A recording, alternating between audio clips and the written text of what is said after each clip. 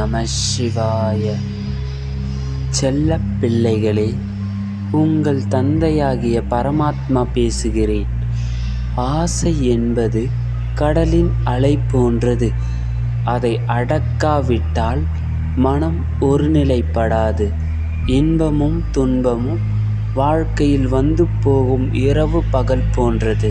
ஆகையினால் ஆசையை தவிர்த்து மனதை கட்டுப்படுத்துங்கள். உங்கள் மனம் எப்போது ஒருநிலைப்படுகிறதோ அப்பொழுதுதான் உங்களுக்கு உள் பரம்பொருளாகிய சிவம் பிரகாசிக்கும். பிறகு உங்கள் செயலில் சிவம் வெளிப்படும். இதுவே சிவபரமாத்மாவின் கட்டளையாகும். ஓம் சாந்தி, ஓம் சாந்தி, ஓம் சாந்தி.